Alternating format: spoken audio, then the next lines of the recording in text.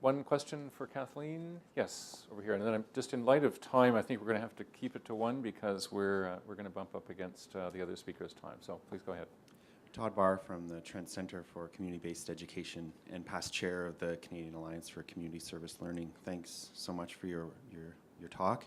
Question, you talked about this idea of the need to feed families and this idea of local food production as in some ways being at odds with a federal policy that's focused on a trade and import and export and whatnot.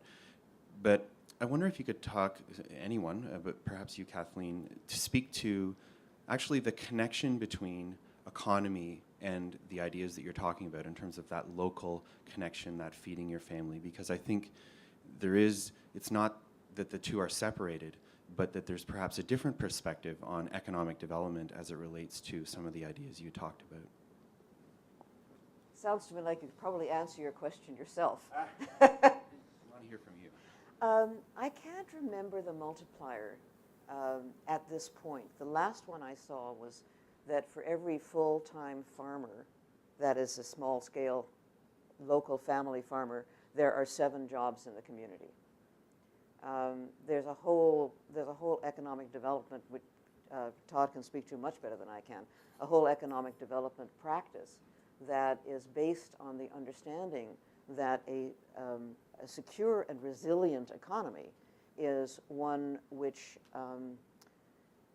employs people and employs people in a way which is sustainable, which is not using up the resources of the earth. I had the good fortune last night to see a film called Shift Change, which is done by Bullfrog Films, if you want to look it up.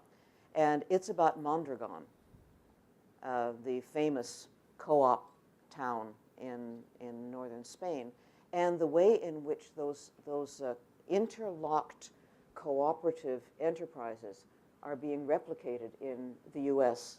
in various different places, in Cleveland and in parts of Wisconsin in particular.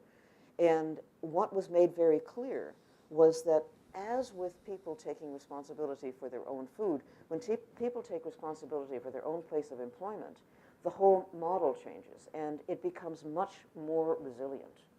And that, I think, is the piece that's most important. That the thing that troubles me about the economy that we've got now is it's so fragile. It's so brittle. You know, climate change, there are so many threats that can so easily throw the whole thing over. And who will suffer worst is the poor, immediately, those who are least sheltered.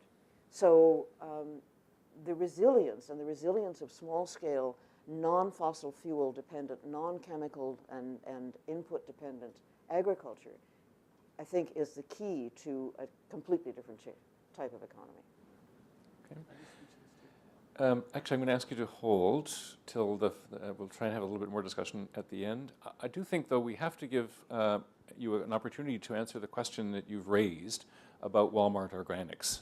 If we're talking about shifting a large system in the interests of resiliency and so on, I think we should acknowledge that the federal government has adopted and helped an organic standard come into being. Yeah. Why is that you're concerned that that isn't, or would say that that isn't, in fact, a huge step forward? Is there a quick comment you could make about that, or should we leave that to Deanne?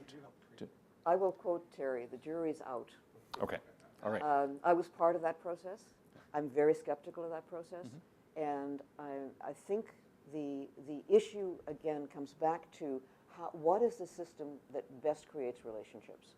And I'm not sure it's Walmart Organics. Okay, thank you.